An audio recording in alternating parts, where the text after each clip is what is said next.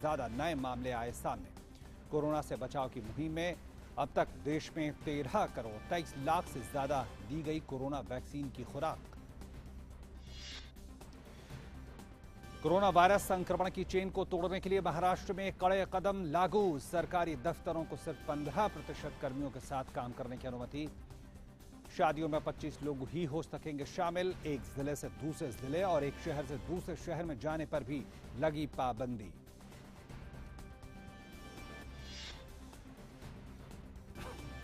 Corona संक्रमण पर लगाम कसने के लिए झारखंड में लगा एक हफ्ते का लॉकडाउन। राज्य सरकार ने स्वास्थ्य सुरक्षा सप्ताह का किया ऐलान। इस दौरान जरूरी सामान को छोड़ बाकी सभी दुकानें रहेंगी बंद। कर्नाटक में कल से लागू हुआ नाइट कर्फ्यू। प्रधानमंत्री नरेंद्र मोदी आज लीडर्स समिट ऑन क्लाइमेट में वीडियो कॉन्फ्रेंसिंग के जरिए होंगे शामिल। इस 2 दिवसीय वर्चुअल सम्मेलन के पहले सत्र में पीएम वर्ष 2030 के लिए हमारी सामूहिक तेज दौड़ विषय पर रखेंगे अपने विचार। अमेरिकी राष्ट्रपति जो बाइडेन की पहल पर हो रहा है यह सम्मेलन। पश्चिम बंगाल में छठे दौर की 43 विधानसभा सीटों के लिए मतदान जारी। राज्य में 8 चरणों में होने वाले चुनाव के नतीजे 2 मई को आएंगे सामने।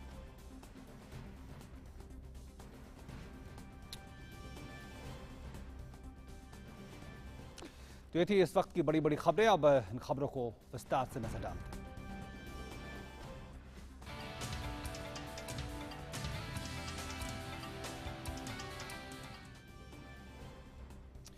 और देश में 1 मई से 18 साल से ज्यादा उम्र के लोग कोरोना टीका लगवा सकेंगे। इसके लिए 18 साल से ऊपर उम्र के लोग 24 अप्रैल से कोविन वेबसाइट और आरोग्य सेतु ऐप पर अपना रजिस्ट्रेशन करवा सकते हैं।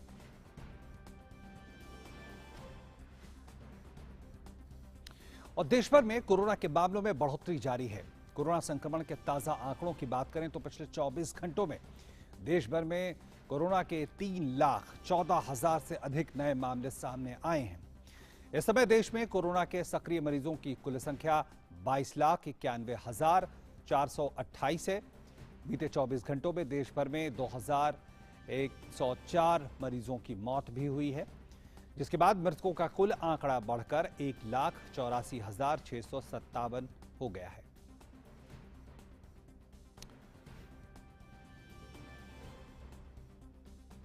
और वहीं देश में कोरोना नमूनों की जांच का काम लगातार जारी है। भारतीय चिकित्सा अनुसंधान परिषद के अनुसार देश में अब तक कोरोना संक्रमण के लिए कुल 27 करोड़ 27 लाख 5,103 सैंपल टेस्ट किए जा चुके हैं, जिनमें से 16,51,711 सैंपल कल टेस्ट किए गए।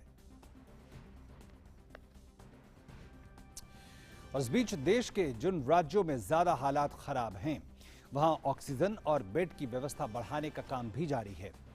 देश में ऑक्सीजन की स्थिति को बेहतर बनाने के लिए भी केंद्र सरकार लगातार प्रयास कर रही है। देश में 7,500 मेट्रिक टन ऑक्सीजन उत्पादन होता है, जिनमें से उद्योग और अस्पताल को सप्लाई की जाती है।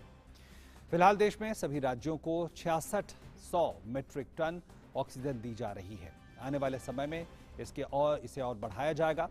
विभिन्न राज्य सरकारों की बात करें तो ऑक्सीजन टैंकर के निर्बाध आवागमन को सुनिश्चित किया जा रहा है। दिल्ली की बात करें तो यहां बेड की संख्या बढ़ाई जा रही है। दिल्ली में रेलवे ने कुल 1200 बेड की व्यवस्था की है, जिसे आइसोलेशन और ऑक्सीजन बेड के तौर पर इस्तेमाल किया जा सकता है। दिल्ली में डीआरडीओ ने 500 बेड का अस्पताल भी शुरू किया है। दिल्ली सरकार भी अपने अस्पतालों में बेड की संख्या बढ़ा रही है। और दिल्ली के मुख्यमंत्री अरविंद केजरीवाल ने दिल्ली के लिए ऑक्सीजन का कोटा बढ़ाए जाने पर केंद्र सरकार का शुक्रिया अदा किया। उन्होंने कहा है कि कुछ राज्यों ने दिल्ली के कोटे की ऑक्सीजन रोक दी थी, लेकिन केंद्र सरकार के प्रयासों से अब दिल्ली को अधिक ऑक्सीजन मिलने की राह आसान हुई है। केंद्र सरकार ने हमारा कोटा कल शाम को बढ़ा के 480 टन कर दिया है। केंद्र सरकार ने इसके लिए हम केंद्र सरकार के बहुत बहुत आभारी हैं। कुछ राज्यों की सरकारों ने जो दिल्ली के कोटे की ऑक्सीजन आनी थी वो भेजनी रोक दी। राज्यों ने कहा कि पहले हम अपने राज्य में इस्तेमाल करेंगे, दिल्ली का कोटा भी हम इस्तेमाल करेंगे, दिल्ली के जो ट्रक हैं वो जाने नहीं देंगे। लेकिन मैं केंद्र सरकार का और दिल्ली हाई कोर्ट का शुक्रिया अदा करना चाहता हूँ पिछले 2-3 दिन के अंदर उन्होंने हमारी बहुत मदद की है, जिसकी वजह से अब ऑक्सीजन दिल्ली पहुंचने लगी है। और इस वक्त क्या है और ताज़ा हालात, इसकी जानकारी के साथ हमारे संवाददाता नितिन सिंह हमारे साथ जुड़ गए हैं। नितिन, सबसे पहली बात यही सामने आ रही कि जो फौरी तौर पर ज़रूरत ऑक्सीजन बेड की और दूसरी दवाओं की, उसके लिए कई कदम उठाए गए हैं। मोटे तौर पर समझें तो इससे क्या फ़र्क पड़ने वाला है?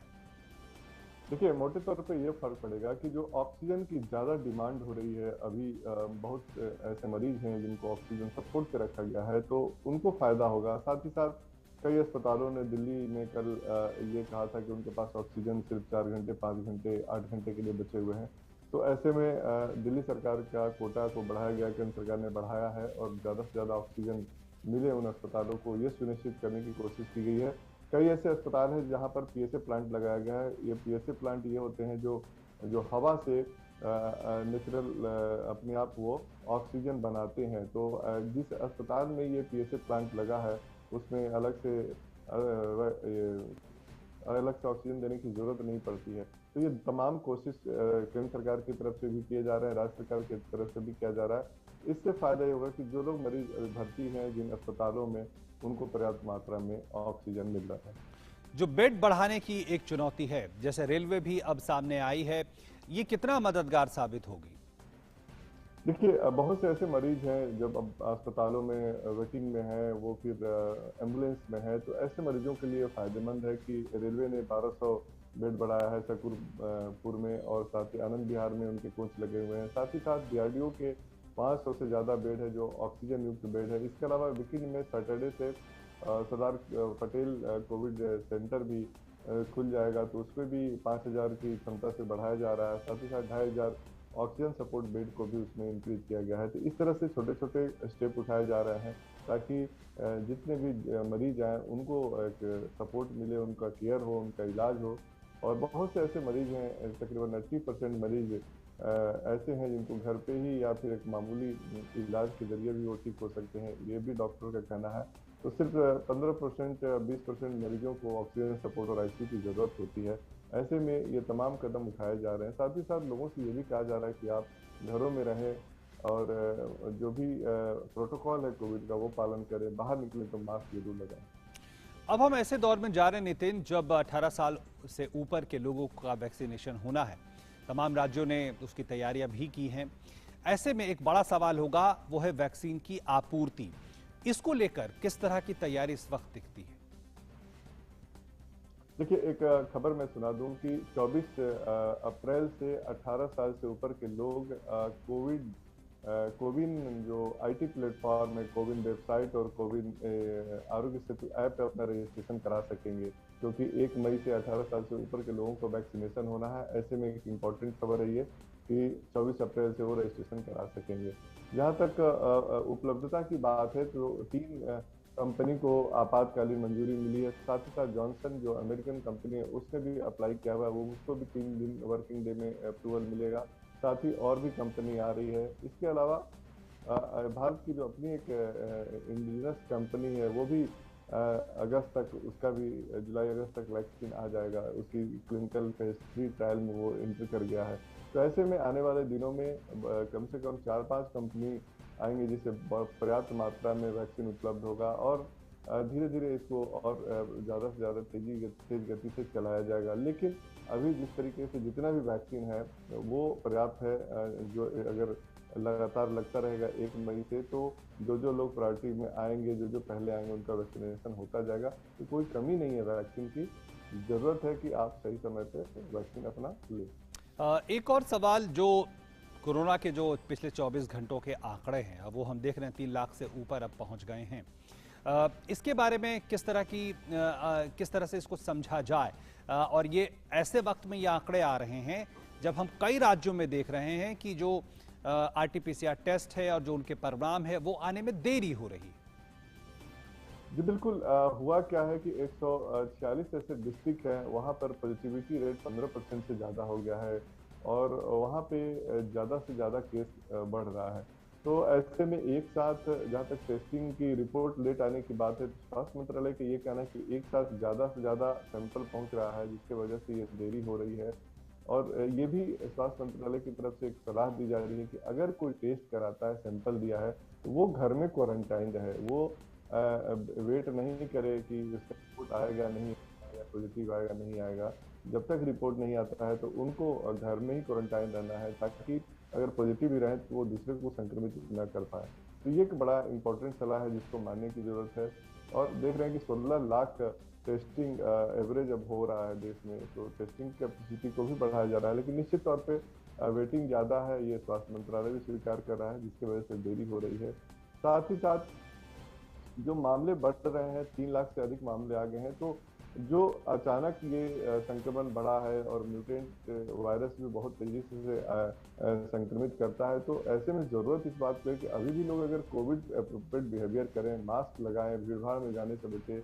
कई देश के कई हिस्सों में, कई राज्यों में, कई शहरों में लॉकडाउन की स्थिति है, तो उसका अगर पालन करेंगे लोग, तो निश्चित तौर पर आने वाले 1 हफ्ते में इसका असर दिखेगा और वायरस के संक्रमण की चेन को तोड़ने में मदद मिलेगी। नितिन, कल स्वास्थ्य मंत्रालय की प्रेस वार्ता हुई और उसमें खासकर, और उसके बाद हमने देखा 3 वरिष्ठ डॉक्टर भी जनता के सामने आए, और एक बात जो निकल कर आई मोटे तौर पे, वो है रेमडेसिविर के इस्तेमाल को लेकर और ऑक्सीजन के इस्तेमाल को लेकर। इसको लेकर कई बातें, कई भ्रांतियों को साफ किया गया कि किनको दरअसल में जरूरत है और किनको नहीं है। क्या ये बातें अब ये जरूरत है इस वक्त कि उसको नीचे तक पहुंचाया जाए, आम लोगों तक पहुंचाया जाए, ताकि पॉजिटिव होने की स्थिति में भी पैनिक ना हो? देखिए, सबसे इम्पोर्टेंट बात है सरकार की तरफ से ये कहा गया, जो वरिष्ठ डॉक्टर है जो इसको देख रहे हैं, उनका ये कहना है कि रेमडेसिविर मृत्यु को नहीं रोकता है, डेथ को नहीं रोकता है, और अगर उसको सही वक्त पे नहीं दिया जाए तो इसका कोई फायदा नहीं है। सिर्फ आपके हॉस्पिटल में 2-3 दिन आपको अधिक स्टे करता है, उसके रहने की समय को बढ़ाता है, लेकिन ये मृत्यु को नहीं रोकता है, क्योंकि ये रेमडेसिविर इसका दवा है नहीं, एक दूसरे पर्पज से ये बना था और इसमें अभी आपातकाल लोग यूज कर रहे हैं। तो सही वक्त पे इसका डोज दिया जाना चाहिए, और वो भी मॉडरेट पेशेंट्स से, जो सीरियस पेशेंट होते हैं उनमें देते हैं, और जो ऑक्सीजन सपोर्ट पे हैं। लेकिन हो क्या रहा है कि ये भी एक सच है कि सरकार का गाइडलाइन है कि आप अस्पतालों में ही वैक्सीन मिलेगा, लेकिन जो बड़े अस्पताल हैं या कई सारे छोटे अस्पताल, निजी अस्पताल हैं, वो मरीज के परिजनों को लिख कर दे देते हैं कि आप बाहर से इसको लाइए। मरीज ढूंढता रहता है कि बाहर कहाँ मिलेगा, कहीं मिल रहा है, कहीं नहीं मिल रहा है, कहीं ब्लैक मार्केटिंग हो रहा है, काला बाजारी हो रहा है। ये तमाम चीज देखने को मिल रही है, और अस्पताल पल्ला झाड़ ले रहे हैं कि हमारे पास ये वैक्सीन इंजेक्शन नहीं है। ऐसे में ये दिक्कत आ रही है, जिसकी वजह से काफी ज्यादा प्रॉब्लम क्रिएट हो रहा है। लेकिन कल केंद्र सरकार ने जिस दिन राज्यों में रेमडेसिविर को स्टॉक भेजा गया, उसकी लिस्ट भी जारी की गई है, राज्यों को ये मुहैया कराया गया है। तो राज्यों की जिम्मेदारी है, और उनके जो ड्रग इंस्पेक्टर है उनकी जिम्मेदारी है कि अस्पतालों तक ये सुनिश्चित हो और उन मरीजों को मिले जिनको ये जरूरत हो, उनको ना मिले जो जिनकी जरूरत नहीं है। और कई ऐसे केस भी देखा गया है कि लोग होर्डिंग कर रहे हैं, जो बड़े लोग हैं, पैसे वाले हैं, वो खरीद करके अपने घर में रख ले रहे हैं कि किसी फ्यूचर में हमें जरूरत पड़ेगी। इसकी जरूरत नहीं है। ठीक है, बहुत बहुत धन्यवाद नितिन, हमारे साथ इन तमाम जानकारियों को साझा करने के लिए।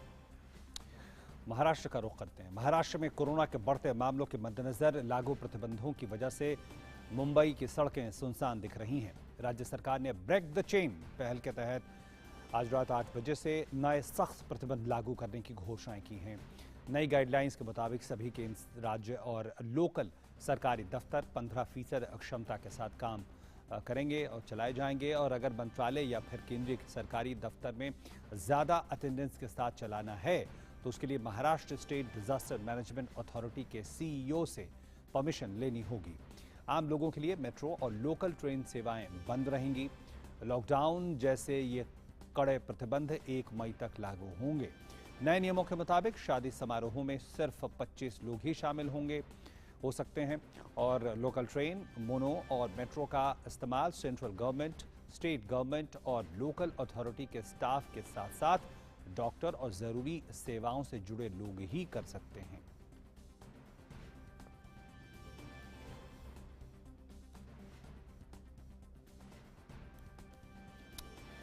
और मुंबई से क्या खबरें हैं, क्या इस वक्त हाल है, हमारे साथ हमारे संवाददाता शिशिर सेलार जुड़ गए हैं। शिशिर, मुंबई की सड़कें खाली बताई जा रही हैं, लेकिन जिस तरह से कोशिश हो रही है ब्रेक द चेन की, आपको लगता है कि एक महत्वपूर्ण एक फेज कहेंगे आज से शुरू हुआ है। बिल्कुल, देखिए ओपी, जिस प्रकार से महाराष्ट्र की बात करें तो महाराष्ट्र में हर बार जो है, हर दिन जो है कोरोना के आंकड़े एक नया रिकॉर्ड छू रहे हैं। कल हमने देखा तकरीबन 67 जो है केसेस पाए गए थे। हालांकि इतने पैमाने पे केस अगर देखा जाए पिछले कुछ हफ्तों में हम हर रोज देख रहे हैं, तो ऐसे में सरकार के लिए चिंता का विषय था कि इन आंकड़ों को किस प्रकार से कम किया जाए। ऐसे में सरकार जो है कई सारे कड़े प्रतिबंध इस वक्त लगा रही है। हालांकि महाराष्ट्र की बात करें तो महाराष्ट्र में इससे पहले ही जो है कड़े प्रतिबंध लगाए जा चुके हैं, लेकिन उसमें कुछ रियायतें जो है लोगों को दी गई थी। लेकिन चूंकि अब दिन ब दिन हम देख पा रहे हैं कि आंकड़े बढ़ रहे हैं, इसको मद्देनजर सरकार ने कल एक नई नियमावली जारी की है। उसके अनुसार अगर देखा जाए तो भीड़ भाड़ वाले जो इलाके हैं, खास तौर पर अगर बात करें तो रेलवे स्टेशन की बात करें, बस स्टैंड की बात करें या फिर बाजारों की हम बात करें, तो ऐसे में इनको कहीं ना कहीं डिकंजेस्ट करने की जरूरत थी, यहाँ से क्राउड कम करने की जरूरत थी। ये सरकार की कहीं ना कहीं मंशा थी और इसीलिए नए निर्बंध जो इन पर लगाए गए हैं। जहां तक बात करें हम ऑफिसेस की, हालांकि सरकार ने अपने नए जो नियमावली जारी की उसके अंदर स्पष्ट कर दिया है कि राज्य सरकार और केंद्र सरकार के जो इस वक्त दफ्तर शुरू है उसमें तकरीबन 15% ही लोग जो है अटेंडेंस लगा सकते हैं, बाकी लोग की जरूरत नहीं होगी तो वो घर से भी काम कर सकते हैं। हालांकि इससे पहले अगर देखा जाए तो कई सारे निजी दफ्तर थे, सरकार ने दरख्वास्त की थी कि उनको कि वर्क फ्रॉम होम कीजिए, चूंकि ऑफिस न जाए, इस प्रकार से कहीं ना कहीं प्रावधान सरकार ने किए थे। चूंकि ट्रेन में अगर देखा जाए तो उसकी संख्या कम हो जाएगी, भीड़ कम हो जाएगी। दूसरी महत्वपूर्ण बात यह भी कही गई है कि जो इंटरस्टेट मतलब अंतर जिला, अगर एक जिले से दूसरे जिले में जाना होगा या फिर महाराष्ट्र में ही एक शहर से दूसरे शहर में जाना होगा, तो उस पर भी जो है कुछ प्रतिबंध सरकार ने लगाए थे। हालांकि इससे पहले फ्री मूवमेंट था एक जिले से दूसरे जिले में जाने के लिए, चूंकि हम देख रहे हैं कि हर जिले में कहीं ना कहीं केसेस बढ़ते जा रहे हैं, कोई एक ऐसा हॉटस्पॉट नहीं है जहां पे सिर्फ केसेस बढ़ रहे हैं। पूरे महाराष्ट्र में अमूमन अगर देखा जाए हर जिले में जो केसेस का आंकड़ा है वो बढ़ता जा रहा है। तो ऐसे में कुछ प्रतिबंध उस प्रवास पर भी लगाया गया है, जो कि अगर आपको एक जिले से दूसरे जिले में जाना होगा। वही चूंकि ये शादियों का सीजन है ऊपी महाराष्ट्र में अगर देखा जाए, तो ऐसे में शादियों में जो लोग आते हैं उससे भी कोरोना स्प्रेड होता है। तो ऐसे में सरकार ने कहा है कि शादी में महज 25 मेहमान हम बुला सकते हैं और महज 2 घंटे के अंदर ये जो पूरी मैरिज सेरेमनी होगी वो जो है खत्म करनी होगी। तो इस प्रकार से कई सारे कड़े प्रतिबंध सरकार ने इस वक्त लगाया है। इसके पीछे की मंशा एक ही है कि जो आंकड़े बढ़ रहे हैं उनको कम करने की कोशिश इस वक्त सरकार कर रही है, क्योंकि इतने बड़े आंकड़ों में अगर देखा जाए जो दिन ब दिन बढ़ते जा रहे हैं, तो ऐसे में उनको स्वास्थ्य सुविधाएं पहुंचाना सरकार के लिए एक बड़ी चुनौती है। और इसीलिए हम देख पा रहे हैं कि चाहे फिर वो हम बात करें ऑफिसेस की या फिर ट्रांसपोर्टेशन की या फिर दुकानों की, उस पर कई कड़े जो है प्रतिबंध सरकार ने लगाया है। शिशिर, तो जो कल दिशा निर्देश आए हैं और एक तरह से ये कहा गया कि पूर्ण लॉकडाउन नहीं लगेगा, तो क्या इसकी संभावनाओं या कहें आशंकाओं को मुख्यमंत्री ने या राज्य सरकार ने पूरी तरह खारिज कर दिया है आगे के लिए भी?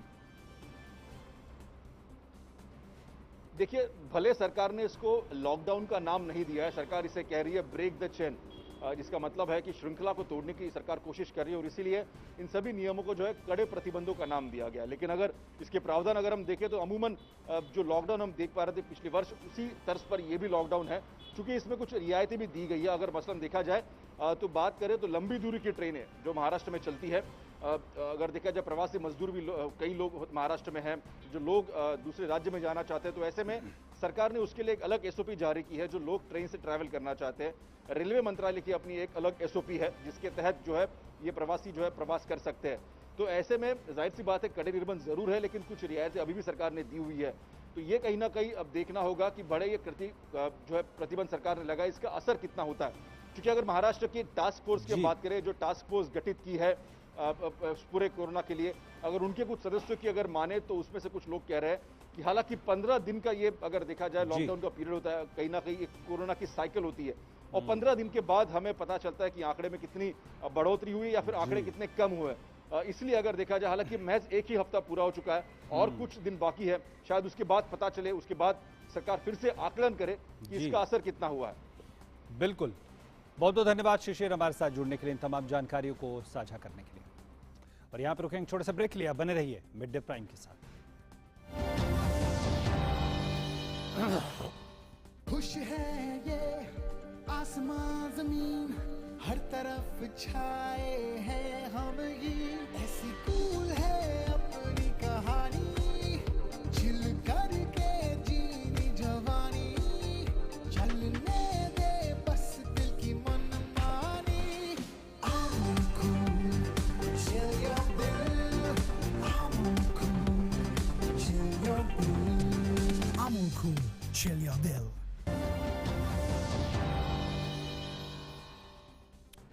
ब्रेक के बाद एक बार फिर से आपका स्वागत है। आप देख रहे हैं मिड डे प्राइम। कर्नाटक के मुख्यमंत्री बीएस येदियुरप्पा को आज बेंगलुरु के मणिपाल हॉस्पिटल से छुट्टी दे दी गई। कुछ दिन पहले कोरोना संक्रमित होने के बाद मुख्यमंत्री येदियुरप्पा को रमैया मेमोरियल हॉस्पिटल में भर्ती करवाया गया था। फिर वहां से उन्हें मणिपाल हॉस्पिटल में शिफ्ट किया गया था। अस्पताल से छुट्टी मिलने के बाद मुख्यमंत्री ने कहा कि वे उपचार के बाद स्वस्थ महसूस कर रहे हैं और आज शाम 4 बजे उन्होंने कैबिनेट की बैठक बुलाई है।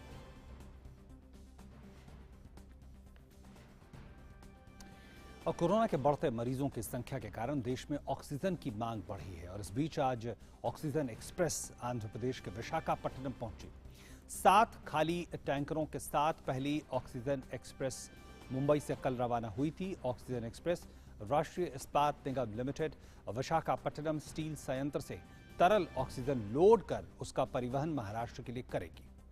इस ऑक्सीजन एक्सप्रेस में 100 टन से ज्यादा तरल मेडिकल ऑक्सीजन लोड करने की क्षमता है। महाराष्ट्र कोरोना से सबसे अधिक प्रभावित राज्य है।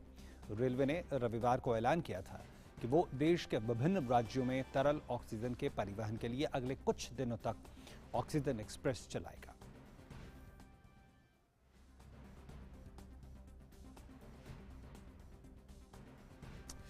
और बेंगलुरु से हमारे साथ आयशा खानम जुड़ रही हैं। आयशा, मुख्यमंत्री जो है उनको अस्पताल से छुट्टी मिल गई है और जिस तरह से प्रतिबंध भी लागू किए गए हैं, इस वक्त किस तरह के प्रतिबंधों या कहें किस तरह की कोशिशें बेंगलुरु और पूरे कर्नाटक में देखी जा रही हैं?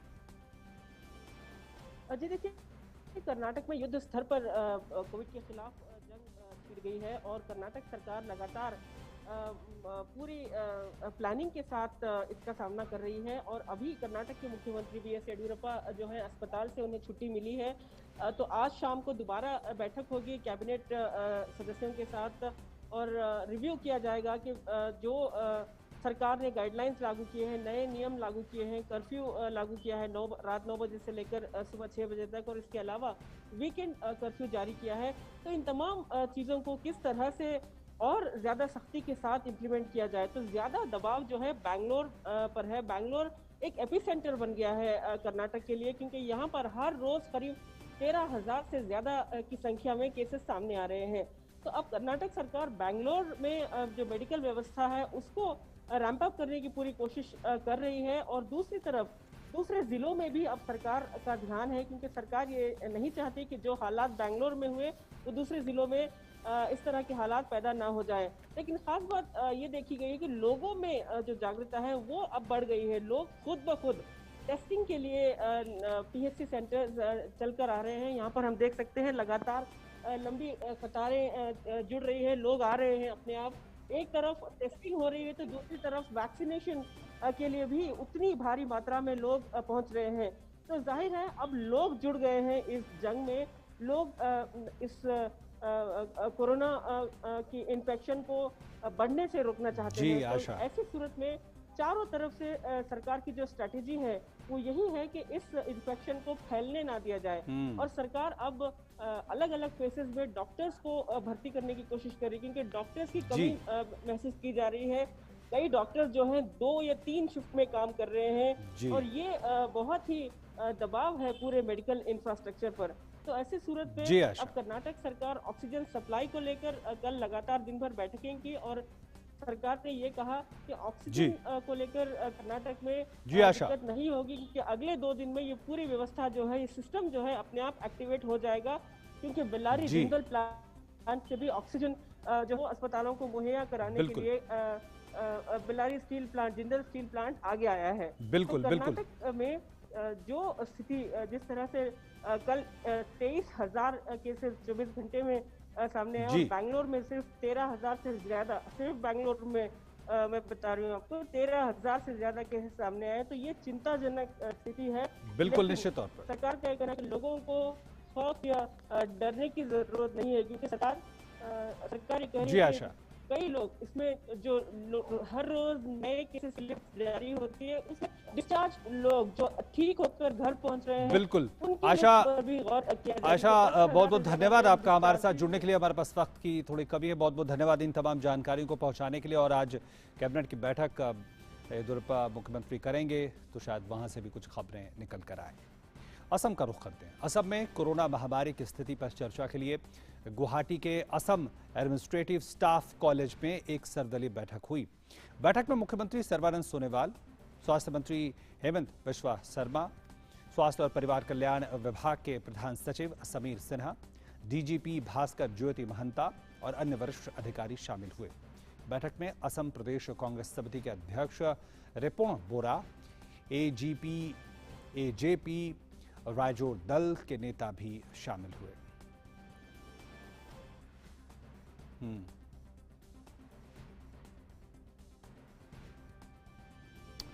और असम में क्या है स्थिति, इस पर ज्यादा जानकारी के साथ हमारे संवाददाता मृदु स्मिता हमारे साथ जुड़ गई हैं। मृदु, ये सबसे पहले बताएं कि जो सर्वदलीय बैठक हुई है, क्या इसका उद्देश्य है?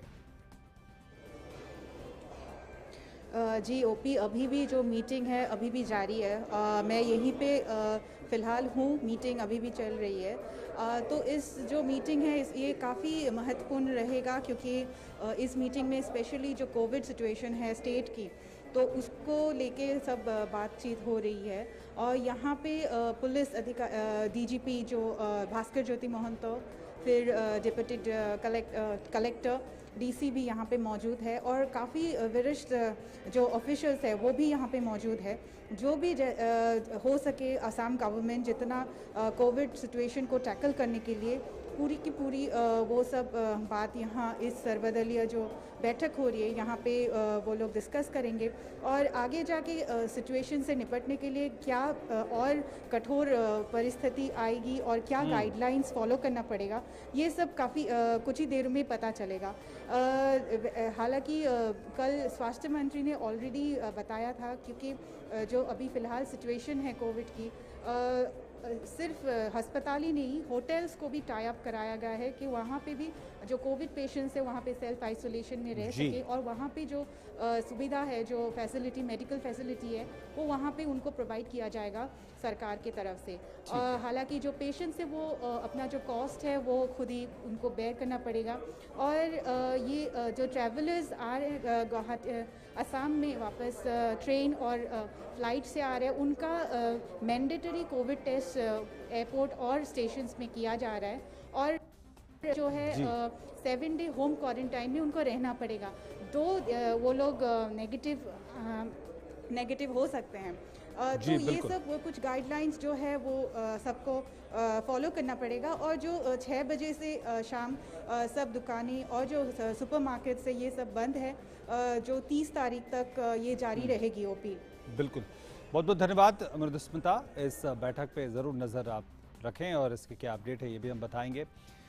उत्तर प्रदेश सरकार ने भी आगामी 1 मई से 18 साल और उससे अधिक उम्र के लोगों को कोविड-19 का टीका निःशुल्क लगाने का फैसला किया है।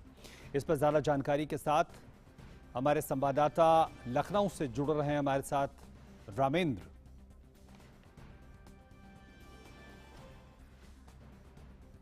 निर्णय लिया है कि जो 18 साल से ज्यादा के उम्र के लोग हैं वो उनको निःशुल्क टीका लगाएगी। क्योंकि उत्तर प्रदेश की जो स्थिति है वो विगत 15 दिनों में जिस तरीके के हालात बने हैं उसको लेकर के उत्तर प्रदेश सरकार लगातार कदम उठा रही है। हालांकि कुछ सकारात्मक खबरें भी हैं कि 24 घंटे में 14,000 मरीज स्वस्थ होकर के वापस अपने घरों के लिए गए हैं। केजीएमयू और बलरामपुर जो 2 बड़े अस्पताल हैं, केजीएमयू यूनिवर्सिटी है, उनको डेडिकेटेड कोविड अस्पताल के रूप में बना दिया गया है और लगभग 50% से अधिक की संख्या में बेड और बाकी संसाधन पहुंच गए कि लोगों को दिक्कत ना हो। जो लोग लखनऊ आ रहे हैं, उत्तर प्रदेश के तमाम शहरों से लोग लखनऊ भाग कर आते हैं कि अगर परिस्थितियां अच्छी हो तो वहां ट्रीटमेंट हो जाए, तो उसके लिए ये किया गया है। 90 जो छोटी एमएसएमई इकाइयां उनको जो ऑक्सीजन बनाने वाली है उनको अस्पतालों से जोड़ा गया है कि किसी भी तरीके की ऑक्सीजन की किल्लत ना हो। हालांकि मुख्यमंत्री ने कहा कि हमारे यहाँ ऑक्सीजन प्रचुर मात्रा में है, ऑक्सीजन की दिक्कत नहीं है। आने जाने को लेकर के थोड़ी सी दिक्कतें उनको सॉल्व किया जा रहा है कि अस्पतालों में समय पर ऑक्सीजन उपलब्ध हो सके। जीवन रक्षक दवाओं को ब्लैक मार्केटिंग ना हो, इसको लेकर पुलिस को लगाया गया है, एसटीएफ को लगाया गया है। तो लगातार कदम उठाए जा रहे हैं। टेस्टिंग लैब बढ़ाई गई है कि मैक्सिमम लोगों का टेस्ट किया जाए जिससे इस चेन को तोड़ा जा सके।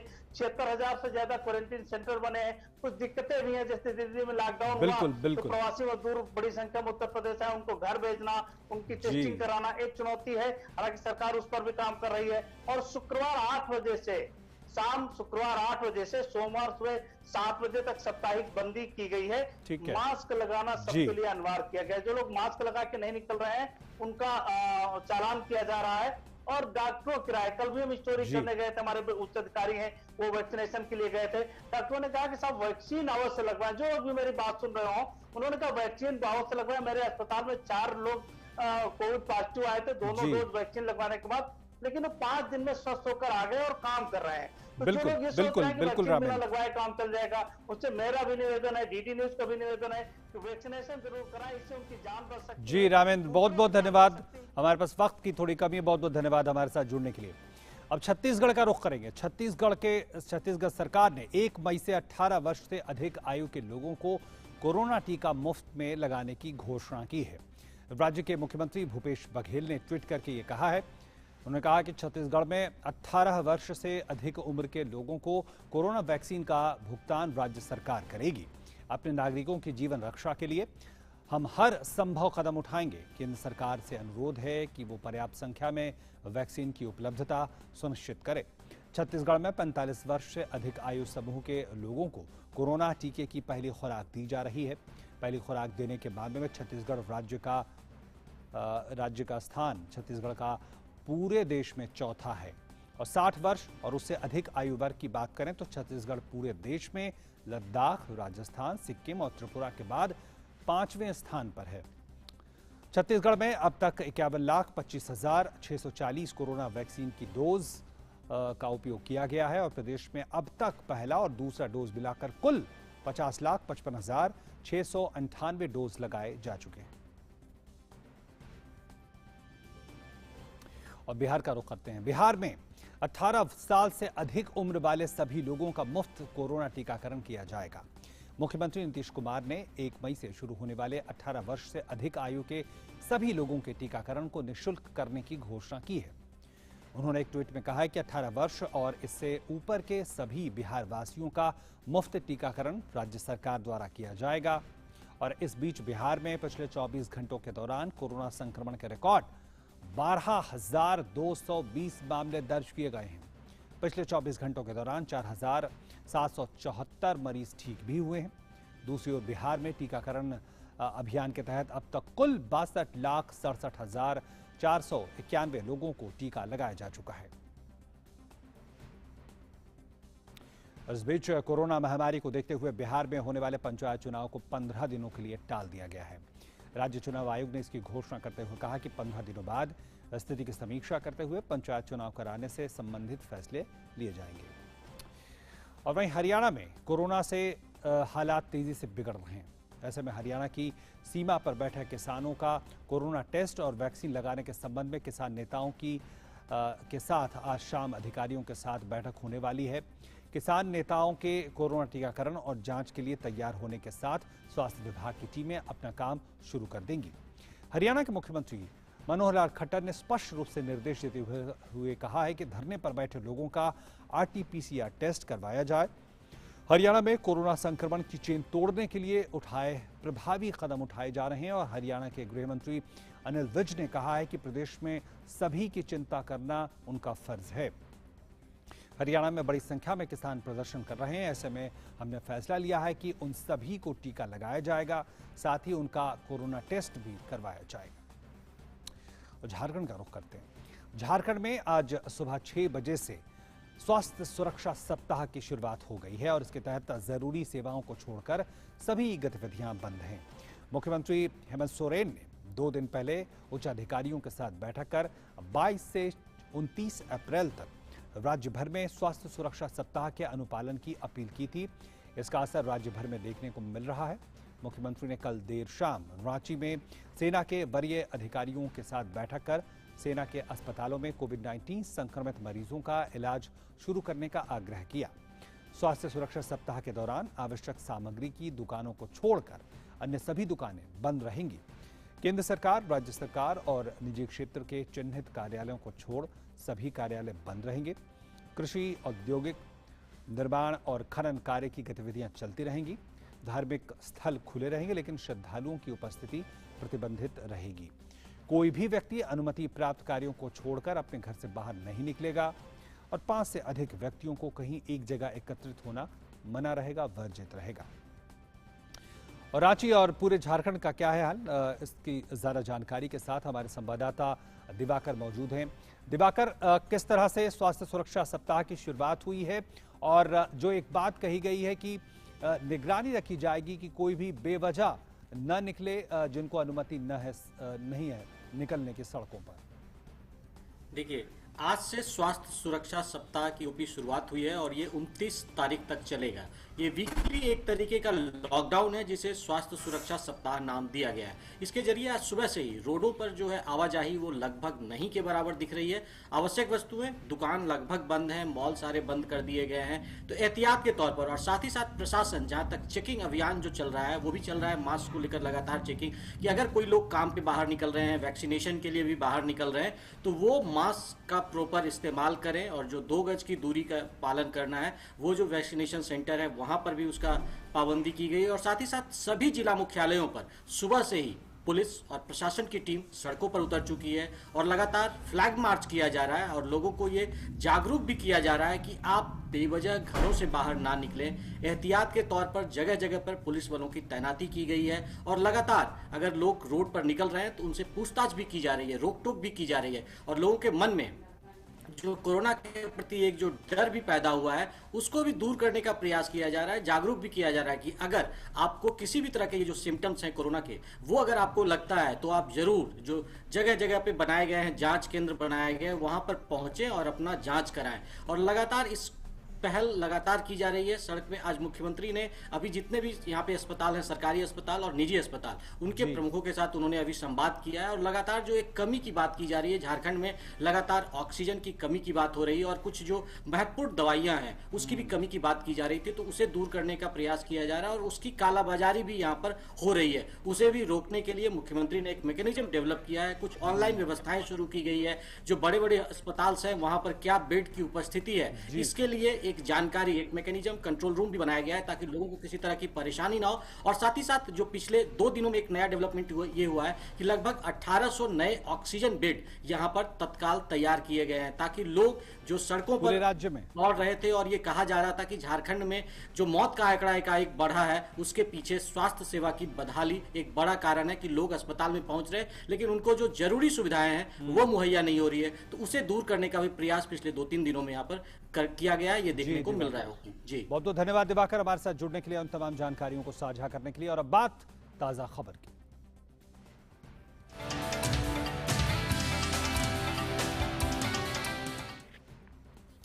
सुप्रीम कोर्ट ने कोविड से जुड़े मामलों का स्वतः संज्ञान लेते हुए सुनवाई का फैसला किया है। प्रधान न्यायाधीश जस्टिस एस.ए. बोबड़े ने कहा है कि वो देश के अलग अलग हाई कोर्ट में लंबित ऐसे मामलों को सुप्रीम कोर्ट ट्रांसफर कर सुनवाई करेंगे। कोर्ट ने इस मामले में वरिष्ठ अधिवक्ता हरीश साल्वे को कोर्ट की सहायता करने के लिए एमिकस क्यूरी नियुक्त किया है। प्रधान न्यायाधीश ने यह कहा है कि वो ऑक्सीजन और जरूरी दवाओं की सप्लाई, वैक्सीनेशन के लिए नीति जैसे मामलों पर सुनवाई करेगा और अलग अलग हाई कोर्ट में सुनवाई से भ्रम ना हो, इसलिए इन विषयों को सुप्रीम कोर्ट ही देखेगा। इस मामले में अब कल सुनवाई होगी। और हमारे साथ इस खबर पर ज्यादा जानकारी के साथ विकास सारथी मौजूद हैं। विकास, ये जो फैसला सुप्रीम कोर्ट ने लिया है कि जो तमाम हाई कोर्टों में मामले भी चल रहे हैं उसको सबको एक जगह सेंट्रलाइज तरीके से सुप्रीम कोर्ट देखेगी, क्या इसका मोटे तौर पे मकसद है? देखिए, इसमें मेन जो मकसद है वो ये है कि एक राष्ट्रीय स्तर की एक नीति हो जिसमें जो जरूरी चीजें जैसे ऑक्सीजन, जरूरी इंजेक्शन हैं और वैक्सीनेशन पॉलिसी है, ये जो एक पूरा देशव्यापी स्तर पर इसकी लेकर के नीति की जाएगी। क्योंकि अभी आपने देखा होगा कि हाल में राज्यों के बीच इस बात को लेकर विवाद हो रहा है कि ऑक्सीजन की सप्लाई पहले उनको मिले या पहले जिस पड़ोसी राज्य को मिले जहां पर कॉन्ट्रैक्ट्स हैं पहले से कंपनियों का। तो इस तरह के विषय उठ रहे हैं जहां पर राज्यों में आपस में एक तरीके का भ्रम की स्थिति है।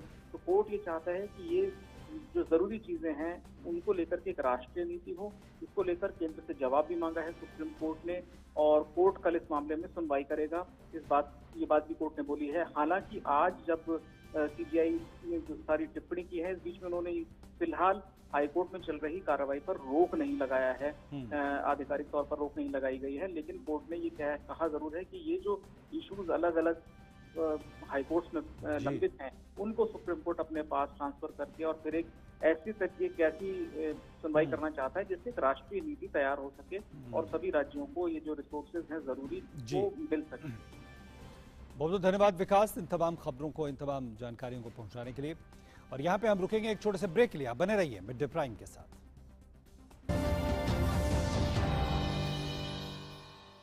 खुश है ये आसमां जमीन, हर तरफ छाए हैं हम ये, ऐसी कूल है अपनी कहानी, चिल करके जीनी जवानी, चलने दे बस दिल की मनमानी। I'm cool, chill your bill, I'm cool, chill your bill, I'm cool, chill your bill। एक बार फिर से आपका स्वागत मिड डे प्राइम में। और अब नजर डालते हैं अन्य राष्ट्रीय खबरों पर।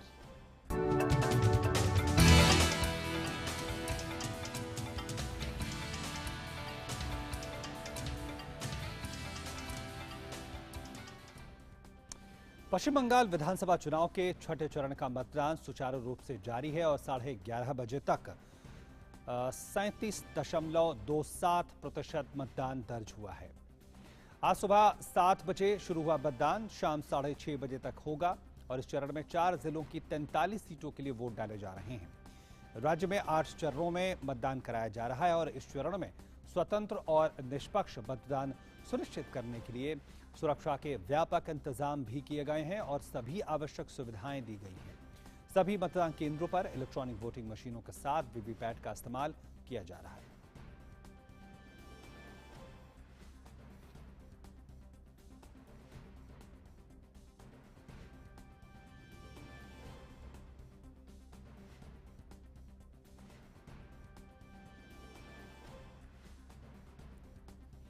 हमारे साथ नादिया से जुड़ रहे हैं हमारे संवाददाता नीरज सिंह। नीरज, 37% से ज्यादा 11 बजे तक का किस तरह के संकेत?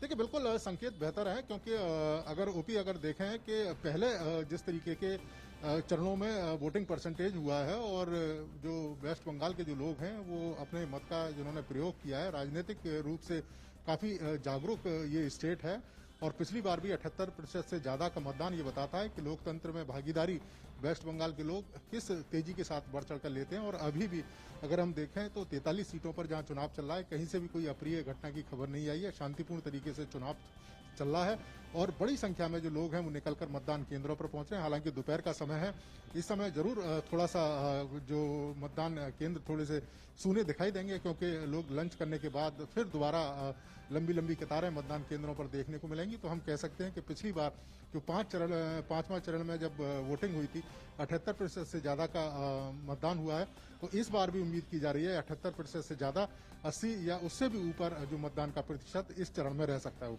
कोरोना का असर, कोरोना संक्रमण का असर कितना आपको दिख रहा है और किस तरह के प्रोटोकॉल को सुनिश्चित किया जा रहा है कि उसका पालन हो? देखिए, कोरोना गंभीर है, इसमें कोई दोहराई नहीं है। यहाँ पर भी वेस्ट बंगाल में भी जो केस हैं उनमें उछाल देखने को मिल रहा है और 8,000 10,000 के करीब केस लगातार आ रहे हैं। लेकिन चुनाव आयोग ने इस तरह का इंतजाम वोटिंग जो सेंटर है वहाँ पर किया है कि जो लोग भी वोट करने के लिए आएंगे उनको प्रॉपर उनका जो टेम्परेचर है वो चेक किया जाएगा, उनको हैंड सैनिटाइज दिया जा रहा है। सभी से कहा गया है कि वो मास्क पहन कर आएंगे, लेकिन अगर कोई बिना मास्क के भी आता है तो उसको वहाँ पर मास्क प्रोवाइड कराया जा रहा है। इसके साथ साथ ही ग्लव्स दिया जा रहा है ताकि जब वो वोटिंग करने के लिए अंदर जाए तो उस ग्लव्स का ही प्रयोग करे और उसके बाद उस ग्लव्स को एक प्रॉपर एक जगह है जहाँ पर उनको उसको ग्लव्स को फेंकना होता है। तो इस तरह के तमाम इंतजाम चुनाव आयोग ने किए हैं। प्रॉपर बैठने का इंतजाम किया है, पानी पीने का इंतजाम किया है। इसके अलावा गर्मी का मौसम है तो पंखा और दूसरी चीजों का भी इंतजाम चुनाव आयोग ने किया ताकि लोकतंत्र के इस पर्व में लोग ज्यादा से ज्यादा संख्या में निकलकर अपने मत का प्रयोग कर पाए।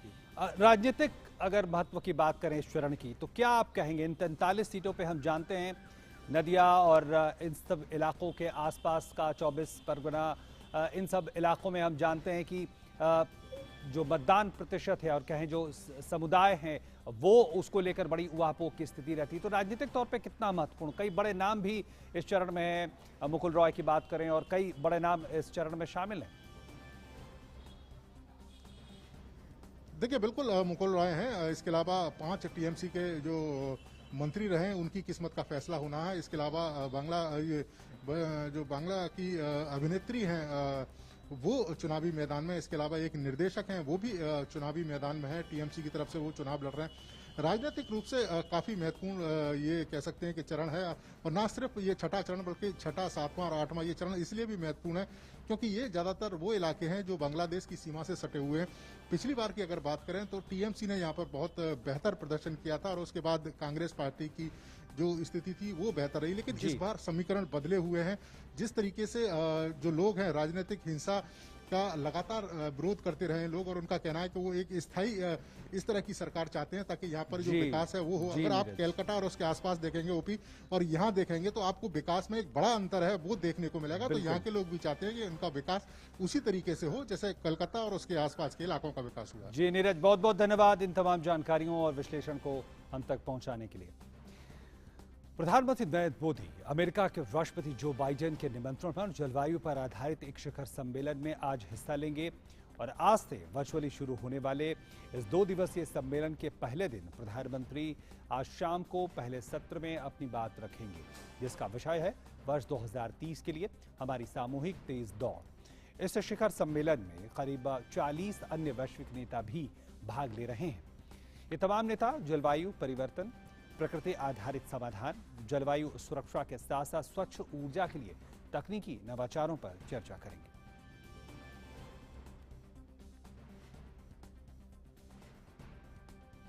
और हमारे साथ हमारे संवाददाता अभिषेक झा जुड़ रहे हैं समिट के बारे में ज्यादा जानकारी के लिए।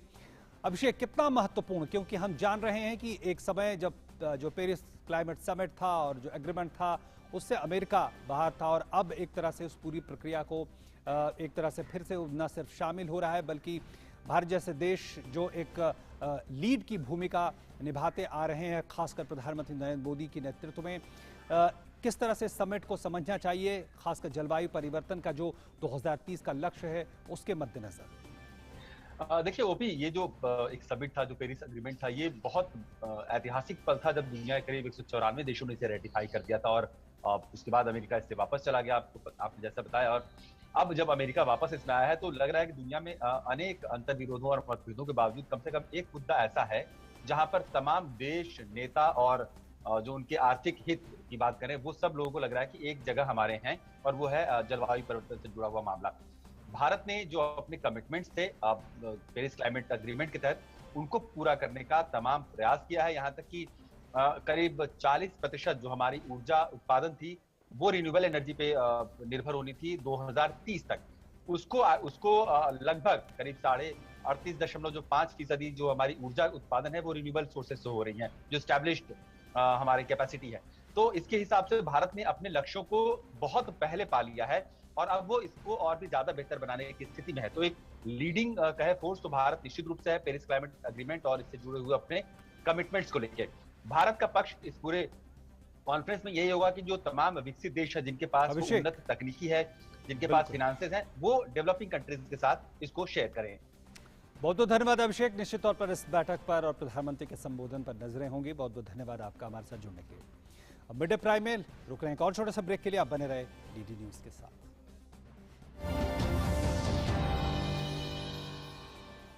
जिसको पीते ही ऐसा लगता है जैसे जन्नत, जिंदगी, सुब्लाइम, फ्रेश, ऑसम, संतुलित, बहुत मस्त यार। पैकेट से कैसे भी। अमूल मस्ती बटर मिल्क, देसी रिफ्रेशर।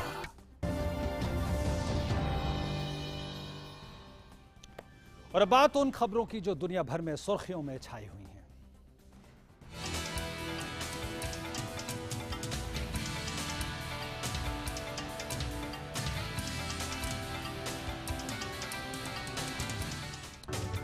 सबसे पहले खबर इंडोनेशिया से। इंडोनेशिया ने अपनी एक लापता पनडुब्बी की खोज के लिए कई पोत लगाए हैं। बुधवार से लापता इस पनडुब्बी पर 53 लोग सवार हैं और 44 वर्ष पुरानी ये पनडुब्बी उस वक्त लापता हुई जब वो बाली द्वीप के उत्तर में समुद्र में टारपीडो अभ्यास के लिए तैनात थी।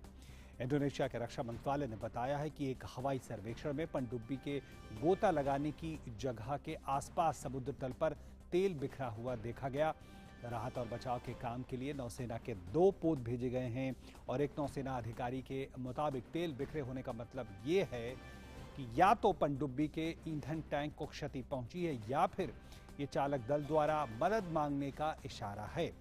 कहा जा रहा है कि किसी खराबी की वजह से पनडुब्बी के 600 से 700 मीटर की गहराई में चले जाने की आशंका है और ये पनडुब्बी अधिकतम 250 मीटर गहराई का दबाव ही झेलने की क्षमता रखती है। भारत ने इंडोनेशिया की लापता पनडुब्बी की खोज और बचाव अभियान के लिए deep submergence rescue vehicle DSRV को भेजा है। इंडोनेशिया की पनडुब्बी बाली से 60 मील उत्तर की ओर लापता हो गई थी और उस पर 53 नागरिक सवार थे। भारतीय नौसेना के द्वारा भेजी गई DSRV गहरे पानी में डूबी पनडुब्बियों में बचाव कार्य में बेहद सक्षम है। ये वाहन साइड स्कैन सोनार ऑपरेशन से भी लैस है, जिससे कि राहत और बचाव कार्य में मदद मिलेगी। और हमारे संवाददाता सुधीर यादव इस खबर पर ज्यादा जानकारी के साथ जुड़ रहे हैं। जिस तरह से सुधीर, भारत ने मदद के हाथ बढ़ाए हैं, कितना महत्वपूर्ण है भारत की खासकर इस जो क्षमता है, खासकर पनडुब्बियों को ढूंढने की जो क्षमता है? बिल्कुल ओपी, भारतीय जो नेवी है बहुत बेहतर क्षमता उसके पास है, क्योंकि जो ऑपरेशनल चीजें समय समय पर लगातार जो अभ्यास नेवी की तरफ से किए जाते रहे, उसकी वजह से नेवी के पास एक ऑपरेशनल जो चीजें हैं बहुत बेहतर तरीकों में, और इसीलिए को इसका जो ट्रैक रिकॉर्ड भी रहा है वो बहुत बेहतर रहा है। कई सारे अभ्यास में इसने हिस्सा लिया है। और जो सबमर्जेंस रेस्क्यू व्हीकल की खास बात अगर हम करें, ये साइड से भी सोनार इसमें है, तो इसमें रिमोटली व्हीकल के जरिए ये सबमरीन के पास है और वहां से अगर उसमें सबमरीन में नागरिक फंसे हुए हैं, जो नाविक फंसे हुए हैं, तो उनको फौरी तौर पर तुरंत बाहर निकाली जा सकता है। और यही तुरंत खास बात यह है कि भारत ने जो मदद की पेशकश है वो की है, और अब यहाँ से जो DSRV रवाना हो चुका है। अब उम्मीद की जा रही है कि अगर कोई जरूरत पड़ती है तो जो DSRV है जी सुधीर, में काम आ पाएगा। बहुत बहुत धन्यवाद सुधीर इन तमाम जानकारियों को हम तक पहुंचाने के लिए। और अब देखते हैं खेल की खबरें।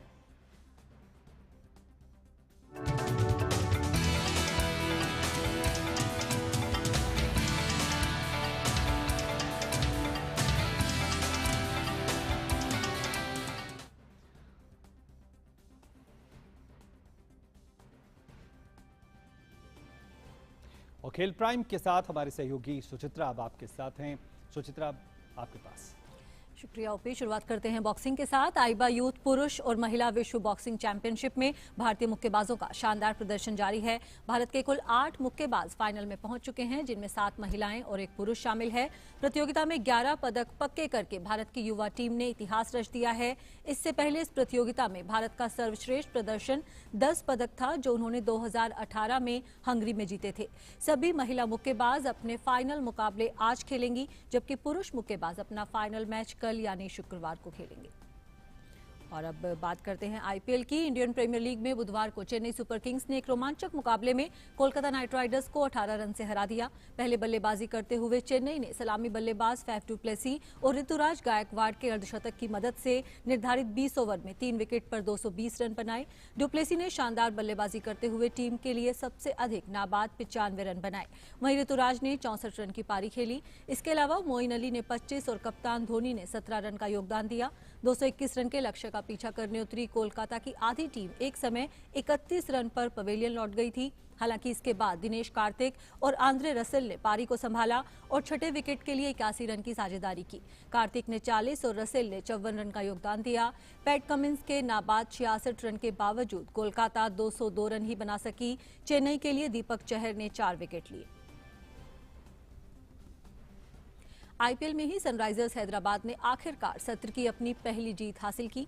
हैदराबाद ने बुधवार को खेले गए एक तरफा मुकाबले में पंजाब किंग्स को 9 विकेट से हराने में सफलता पाई। पहले बल्लेबाजी करने उतरी पंजाब की पूरी टीम 19.4 ओवर में 120 रन बनाकर पवेलियन लौट गई। मयंक अग्रवाल और शाहरुख खान ने टीम के लिए सबसे अधिक 22 रन बनाए। हैदराबाद की तरफ से खलील अहमद ने 3 और अभिषेक शर्मा ने 2 विकेट लिए।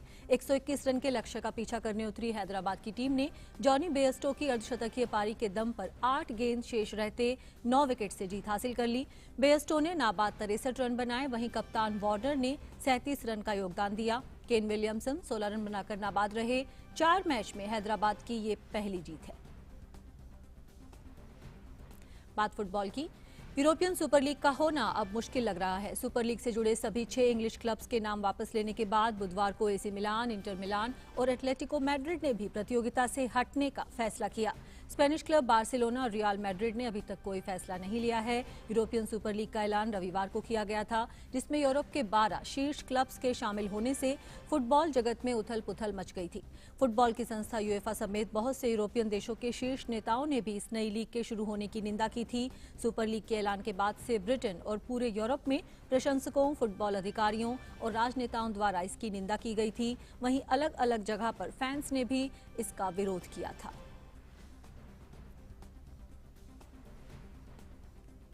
तो इस वक्त की खेल से जुड़ी कुछ प्रमुख खबरें। वापस चलते हैं ओपी दास के पास। बहुत बहुत धन्यवाद सुचित्रा इन तमाम खबरों के लिए। और बारी हमारे अगले सेगमेंट लाइफ प्राइम की।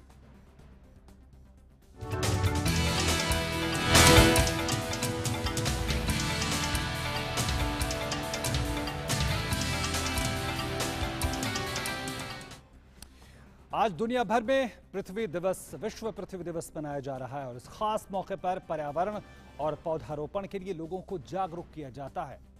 पृथ्वी दिवस के मौके पर खासकर छोटे बच्चों को स्कूलों में बेहतर भविष्य के लिए पर्यावरण के बारे में समझाया जाता है। इस बार कोरोना काल में पृथ्वी दिवस की थीम पृथ्वी को फिर से अच्छी अवस्था में बहाल करना है। इसके लिए इस बार उन प्राकृतिक प्रक्रियाओं और उभरती हुई हरित तकनीकों पर ध्यान दिया जाएगा जो दुनिया के पारिस्थितिकी तंत्र को फिर से कायम करने में मददगार साबित होंगे। इस तरह से इस बार की थीम में इस अवधारणा को खारिज किया जा रहा है कि जलवायु परिवर्तन से निपटने के लिए किए जा रहे प्रयासों में केवल प्रकृति को नुकसान पहुंचाने वाली गतिविधियों को कम करना ही काफी होगा।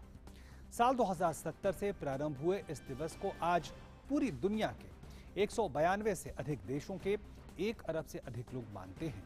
साल 2021 में इसके 51 साल पूरे हो रहे हैं और इस साल इसे तीन इवेंट के तौर पर मनाया जा रहा है जो 20 अप्रैल से शुरू हो गया।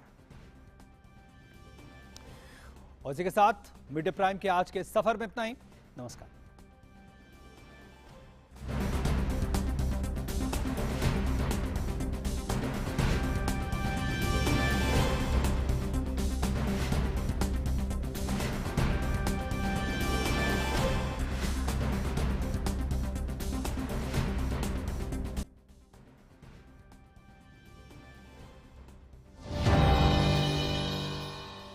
खुश है ये आसमां।